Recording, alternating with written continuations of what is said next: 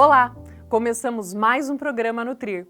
Eu sou Thaís Mariotto, nutricionista, docente do Centro Universitário FAG. Hoje, para nutrir o nosso dia, vamos falar sobre alimentos fermentáveis. Você vai conhecer como é o processo de preparação da kombucha, um tipo de chá fermentado que possui qualidades probióticas e que fazem muito bem à nossa saúde. Quem vai nos mostrar como é esse processo é o Felipe Stadinski. Ele é chefe e também nosso egresso aqui no curso de nutrição. Tenho certeza que você vai gostar. Olá, eu sou o Felipe Stadinski, sou nutricionista e chefe de cozinha. Hoje eu estou trazendo um pouco sobre o mundo da fermentação e os alimentos que a gente pode fermentar. E ao longo do programa de hoje vamos falar um pouco quais são os benefícios, quem pode consumir esses alimentos e o porquê você deveria consumir eles no seu dia a dia. Então hoje nós vamos falar sobre a kombucha e sobre a fermentação natural. Então o Felipe vai explicar para nós como que a gente faz a kombucha. O que é a kombucha, Felipe?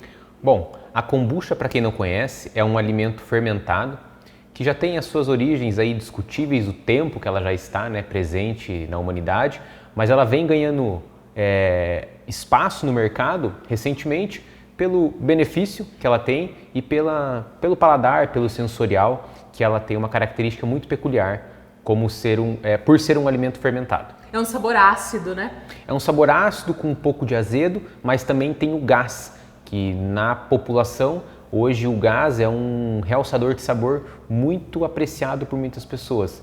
Então ela vem como um bom substituto às bebidas doce gaseificadas. Legal. E como faz a primeira fermentação então? Para o pessoal saber como eu faço kombucha. Primeiro a gente tem que ter o Scooby, né? Que se chama. Isso. A gente chama essa muda de mãe, porque geralmente vai ser o que você vai ganhar de presente de alguém.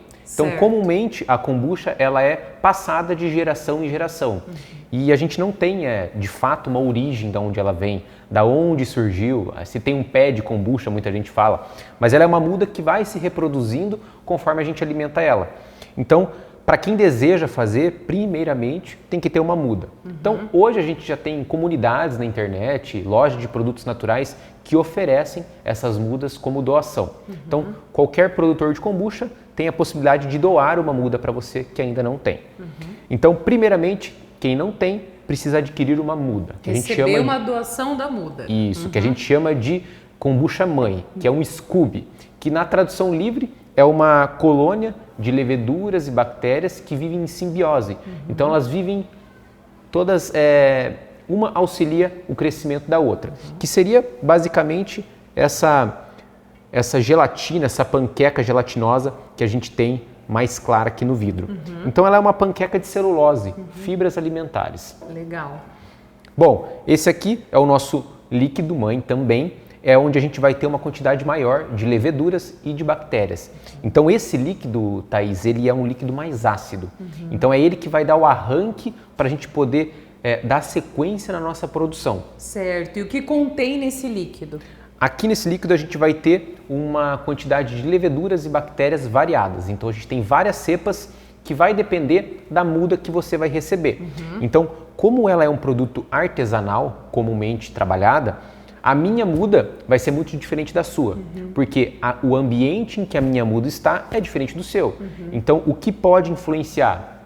A forma com que essa muda é trabalhada, o ambiente que ela está inserido, as pessoas que manuseiam ela. Então, claro, cada ambiente é diferente. Então, todas as mudas de kombucha vão ter algumas variações diferentes de leveduras e de bactérias, o que é bom, porque quanto mais a gente tem essa troca, mais forte fica a nossa colônia. É bom para a saúde intestinal, certo? Sim. O fato dela ser um fermentado já traz a característica de ser probióticos. O que hoje em dia a ciência e os estudos têm mostrado é que os fermentados e as bactérias elas são muito boas para regular o nosso trato digestório e, consequentemente, trazer um equilíbrio, uma homeostase para o trato gastrointestinal. Perfeito. E como eu faria? Por exemplo, eu recebi essa muda. Como que eu faço em casa para fazer essa produção em casa da kombucha? Certo. Aqui a gente vai demonstrar para vocês como vocês vão reproduzir a partir do momento que vocês tiverem a muda. Então, primeiramente, você vai ter a muda, que é o seu Scooby, a sua kombucha mãe. E a pessoa vai doar com o Scooby e com essa quantidade de líquido, né? Um pouquinho de líquido.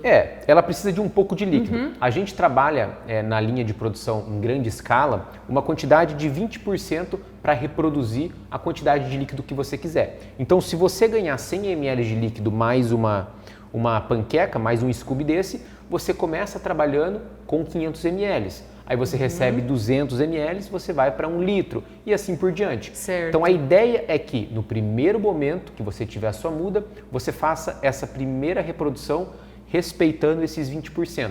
Porque isso vai trazer a característica, Thaís, para uma kombucha mais forte, um Scooby mais saudável. Certo. E isso traz para a bebida uma quantidade maior de probióticos. E essa vai ser a nossa primeira fermentação, por exemplo, o que você vai explicar. Isso. Tá. Essa é a nossa primeira fermentação, como se eu tivesse trazido essa muda de presente para você. Certo. Então a gente tem aqui 2 litros de chá. Então qual é o chá que a gente vai utilizar para fazer a nossa kombucha? O chá da Camellia sinensis. Camellia sinensis é um chá de origem chinesa que tem uma quantidade de cafeína, de compostos funcionais, compostos fenólicos, que é o que vai auxiliar as leveduras e bactérias da kombucha a se reproduzirem. Então eu preciso de um chá que tenha cafeína.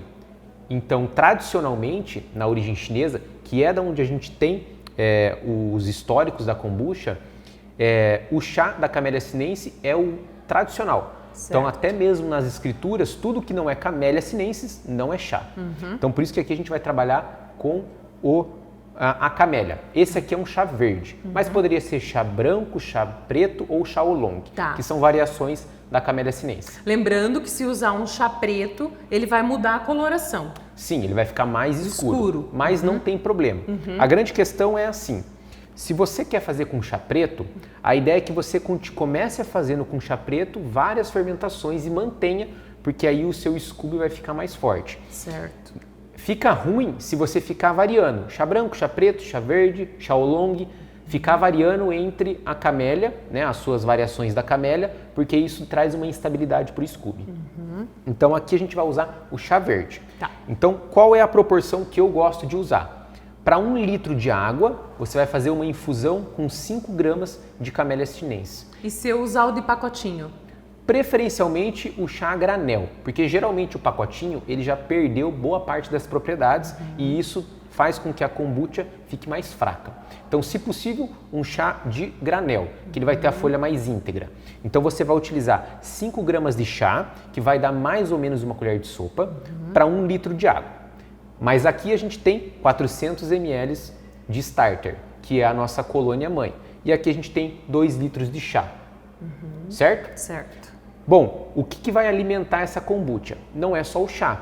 A gente precisa ter um combustível mais eficiente para que as bactérias se reproduzam. E o combustível que as bactérias gostam são açúcares. Então, para esse produto, a gente vai utilizar um açúcar refinado, convencional, para que as bactérias possam se reproduzir. E aqui é um ponto importante, porque sem açúcar a gente não tem a reprodução. E antes que as pessoas pensem que o açúcar vai trazer algum malefício para quem for consumir, é o contrário. É porque a pessoa pode falar, mas eu não uso açúcar, eu não vou usar kombucha porque eu não uso açúcar. Não, né? Por quê? Porque as bactérias e as leveduras vão transformar esse açúcar em compostos bioativos, em ácidos orgânicos e micronutrientes, vitaminas e minerais que muitas vezes nós não conseguimos sintetizar e absorver dos alimentos. Então, na verdade, o açúcar é para o Scooby da kombucha, não é pra gente. Então, nós não vamos consumir o açúcar.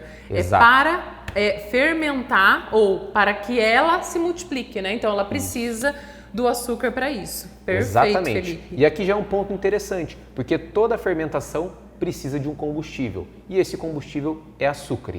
Açúcar, muitas vezes proveniente do açúcar refinado ou de cereais e frutas e assim por diante. Mas aqui a gente vai utilizar o açúcar refinado. Qual é a dose de açúcar por litro?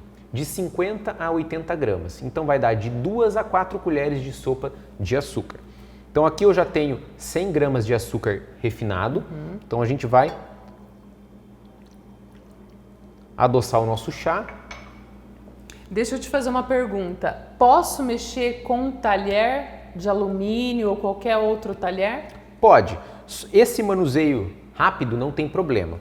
O que não é aconselhável é fazer a fermentação, que a gente já vai entrar nesse assunto, o tempo de fermentação, em metal, cerâmica, porque pode ter uma liberação de alguns compostos tóxicos que a gente não quer. Então, preferencialmente, vidro ou inox da linha 300. Tá. Então, por que isso? Porque o metal ele pode reagir com os ácidos orgânicos da nossa kombucha. Mas aqui, se a gente for só manusear com uma colher ou só fazer a transferência, não tem problema. Ok. Tá bom? Então aqui a gente vai retirar o nosso paninho e a gente vai alimentar a nossa kombucha.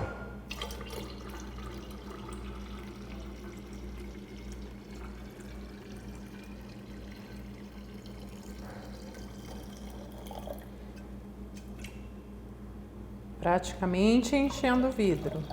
Essa então é a primeira fermentação. Isso, a gente chama de F1, F1. que é a primeira fermentação. Ok. Bom, feito isso, a gente não tampa a nossa kombucha.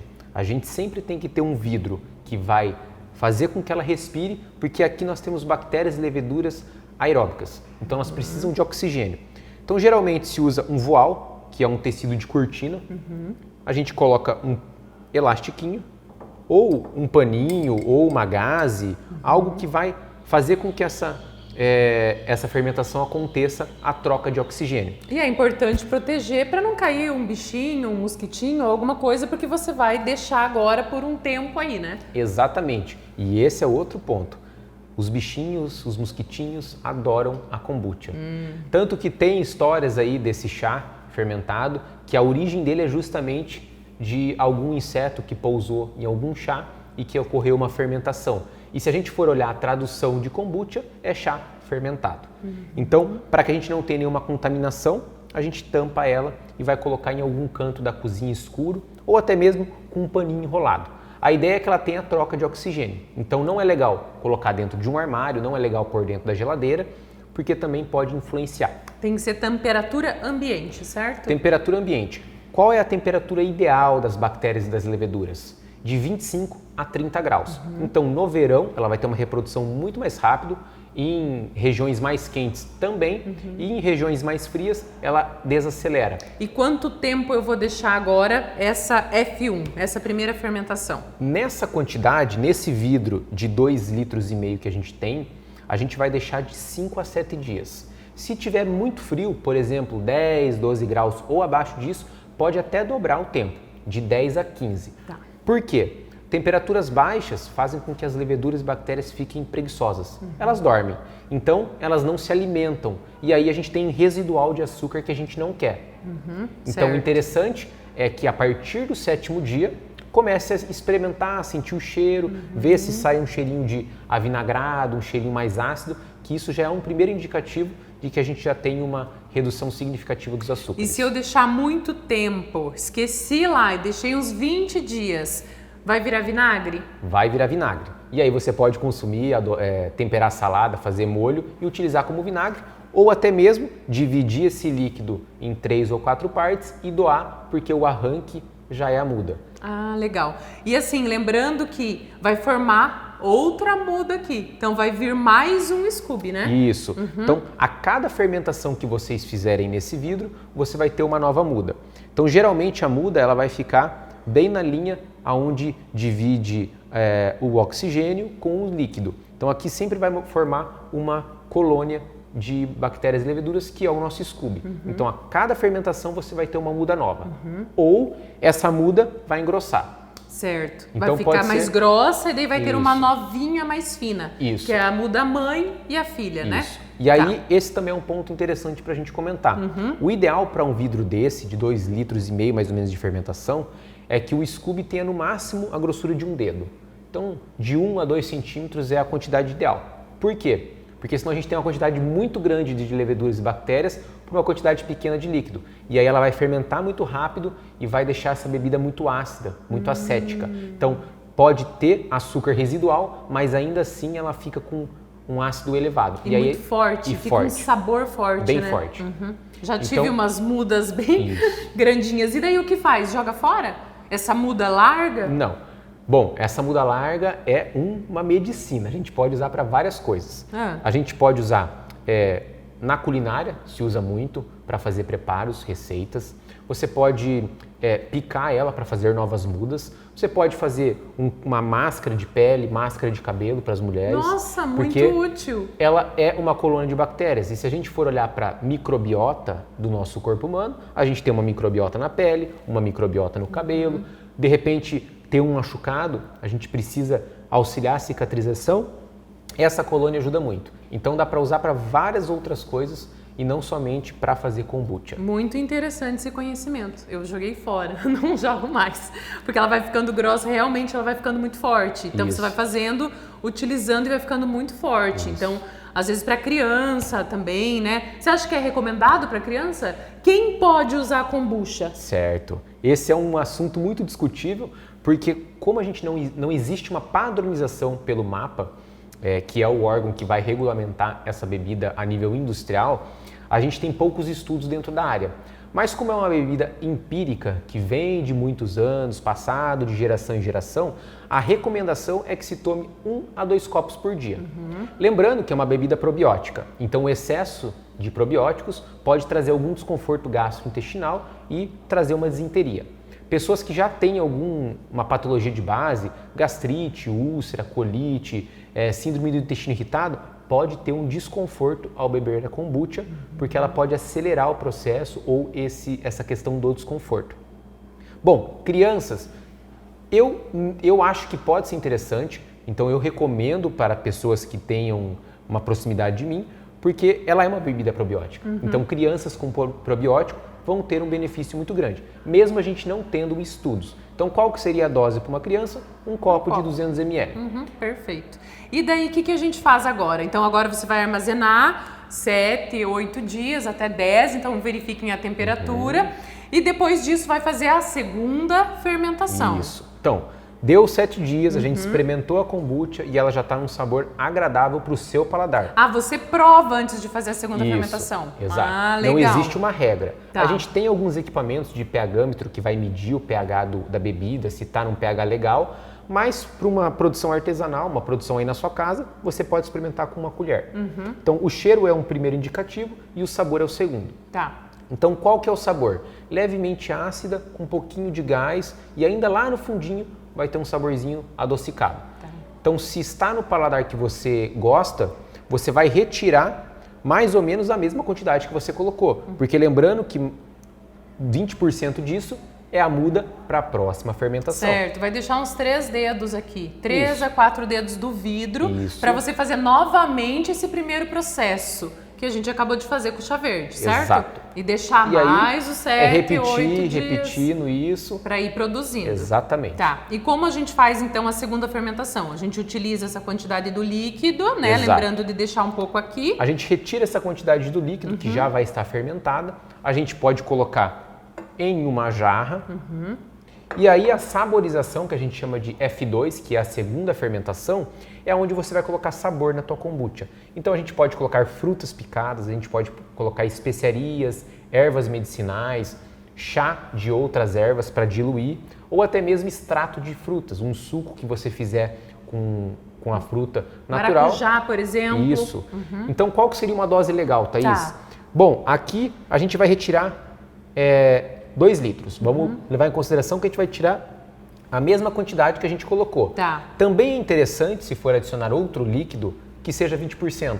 Então, digamos que eu vou colocar 1 litro de kombucha para 200 ml de algum suco de frutas. Tá. É uma quantidade legal, mas a gente tem variações e o paladar é individual. Então, a pessoa pode escolher as especiarias, a fruta, o chá que ela quiser e aí ela vai encontrando um ajuste que agrada o paladar. Tá, então posso fazer com suco de maracujá, daí vou colocar 200 ml a cada 1 litro da quantidade aqui. Isso. Certo, então posso fazer um suco de morango. Sim. E colocar, então bato água, morango e coloco 200 ml junto com 1 litro. Exatamente. Tá. Qual que é a tua sugestão de suco, quando a gente fala de suco? Por exemplo, te pergunto porque eu já fiz de maracujá, já fiz de morango, meus filhos adoram o de morango. E também já fiz com suco de uva integral de garrafa. Aquele dia que você tá com preguiça e não dá para bater, então eu já coloco o suco de uva, aquele integral de garrafa de vidro. Posso fazer com aquele mesmo? Pode, não é um problema. É uma kombucha básica para você poder consumir, rápida, prática e muito saudável. Então, assim, a questão do suco não tem uma regra. Tá. É exatamente aquele que agrada o seu paladar. Mas o que a gente precisa considerar? Primeiro, frutas muito doces vai deixar a nossa kombucha doce, então ela vai ter mais combustível para continuar fermentando. Certo? Passando um pouco o tempo da segunda fermentação, ela já vai começar a ficar mais ácida, né? Mais ácida. Entendi. O segundo ponto é que as frutas vão ter fibras. Então, se você fizer um suco de frutas, por exemplo, do morango, você vai ter muitas fibras nessa fruta que são combustível para as leveduras. E aí, lembrando que leveduras, elas têm uma afinidade em produzir álcool. Então, é muito provável que essa kombucha tenha um teor alcoólico. E aí, a gente pode voltar no assunto que você comentou de quem pode tomar a kombucha, e é justamente esse o ponto. Kombuchas de frutas têm uma probabilidade muito grande de ter álcool. Então, é uma kombucha que não é recomendada para criança nem para gestantes por conta do residual de álcool que dificilmente a gente vai conseguir medir em casa. Isso, a porcentagem de álcool vai ser maior, né? Maior. Por essas frutas. É uma probabilidade. Mas vamos lá. Você fez o teu suco e aí você vai fazer o quê? Na segunda fermentação, essa saborização é em média de 12 a 24 horas. Então, vamos pensar assim. Você colocou frutas aqui dentro, morango, abacaxi, folhas de hortelã. Você vai deixar de 12 a 24 horas saborizando. E aí você vai coar esse chá, porque ele já vai ter o sabor da fruta. E aí você vai experimentar. Se tá doce, não tá, tá no ponto. E aí você vai coar e aí você pode envasar ela numa garrafinha de plástico ou de vidro. Tá, Bom, então eu posso deixar 12 a 24 horas, posso fechar com o voal também a jarra. Isso. Então vai ser essa F2, que é a segunda fermentação. Daí eu posso envasar, então posso colocar, coar o que eu coloquei aqui, se foi suco, o que for. Vou coar e vou colocar em garrafinhas. Posso colocar garrafinhas plásticas, posso colocar em garrafinha de vidro, Pode. tampar e daí eu vou guardar na geladeira. não. Não ainda? Ainda não. Tá. Porque na geladeira a kombucha vai desacelerar. Então, se a gente quiser gás, depois da F2 que a gente saborizou, a gente coou e colocou na garrafinha. Se for na garrafinha de plástico, fica fácil. Porque quando você tampar e deixar ela fora da geladeira, ela vai continuar fermentando, porque a gente colocou frutas. E frutas têm açúcares que vão continuar a fermentação da kombucha. E aí a garrafinha vai começar a ficar dura. E a partir da dureza dela, da rigidez, a gente consegue saber se tem mais ou menos gás. E esse é o ponto importante, porque quem faz em casa não consegue saber quanta pressão tem dentro da garrafa. Então, para quem está começando, não é recomendado fazer em garrafas de vidro, porque o risco de estourar a garrafa em um dia quente é muito fácil. Certo. E eu faço na garrafa de plástico, por exemplo, eu aperto a garrafa, eu coloco o líquido, aperto, fecho e ela fica amassada. Então eu tirei Isso. o ar. Isso. Tá certo fazer isso? Isso é uma forma de você saber quando ela estiver inchada, ela gerou gás. Isso, então daí eu deixo também fora da geladeira, às vezes 2 dias, 3 dias, e daí quando eu vejo que ela estufou a garrafa, Isso. ela gerou gás. Daí Isso. quando eu abri, só que daí eu coloco na geladeira Aí antes de quando abrir. você perceber que ela já tá boa, esse é o ponto que eu quero, ela tá durinha, vai pra geladeira, porque aí na geladeira ela vai resfriar e vai abaixar a atividade das leveduras e das bactérias, e aí vai ficar tranquilo para você abrir a garrafa e ela não explodir. E pronta para o consumo. E pronta para o consumo. Quantos dias pode durar na geladeira? Na geladeira, eu já fiz kombucha com 12 meses. Ah, e continua o mesmo sabor. Mesmo não sabor. fica com gosto de vinagre depois. Tudo depende do combustível você que você fermentou. coloca na segunda fermentação. Entendi. Se tiver frutas, a probabilidade que fique avinagrado é muito grande, porque as leveduras gostam das fibras da fruta.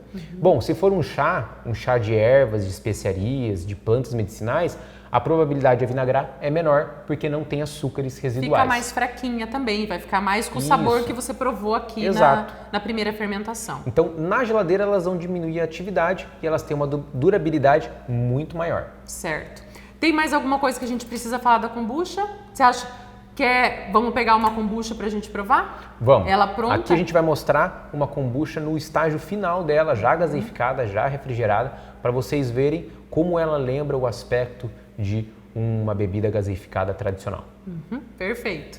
Bom, essa é uma kombucha que vocês vão encontrar no mercado da cidade onde vocês moram, porque é uma kombucha envasada em vidro. E geralmente no vidro tem todo um controle dentro da linha de produção que permite a gente ter uma gaseificação dentro dela mais padronizada. O que em casa é muito difícil da gente fazer. Isso aqui não vai ter perigo de estourar, né? Isso. Bom, em casa é possível fazer com esse tipo de garrafa?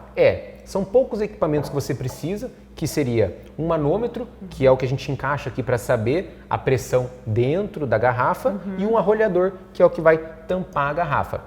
O processo e os ingredientes não. Os equipamentos são o mesmo de uma produção de cerveja artesanal. É uma fermentação muito parecida. A diferença é que a cerveja vai fermentar um cereal e aqui a gente fermentou um chá. Tá, certo. Então vamos ver. Deu para escutar o gás. Essa é de qual sabor? Bom, essa é uma kombucha com plantas, ela não vai frutas, ela vai melissa, que é um chá calmante, ela vai pimenta rosa, que é uma especiaria, ela vai casca de laranja e extrato de valeriana. Então ela é uma kombucha que tem uma característica mais calmante, que ela ajuda a deixar as pessoas mais calmas. Muito jóia, vamos provar. Bom, saúde. Saúde.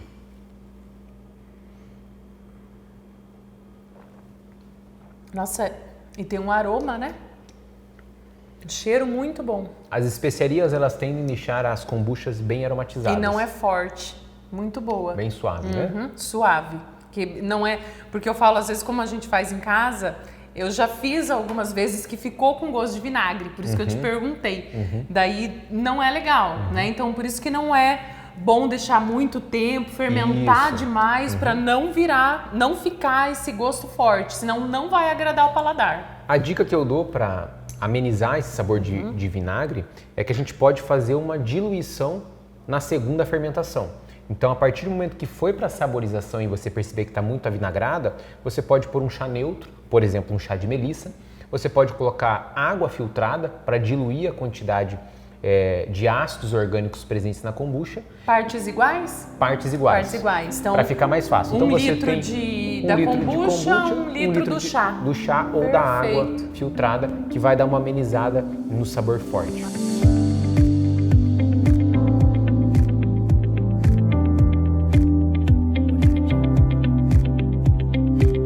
Gente, muito interessante esse processo de produção da kombucha, não é? E eu acho que deu para perceber como essa bebida ou alimento pode ficar saboroso. Na próxima edição do programa Nutrir, nós vamos continuar essa conversa com o Felipe e ele vai nos mostrar como fazer uma fermentação natural para a produção de pães. É isso, nós continuamos aqui, nutrindo nosso dia. Lembrando que você pode acompanhar o programa pelo Instagram do curso de nutrição e também no YouTube, pelo canal FAG. Até o próximo Nutrir!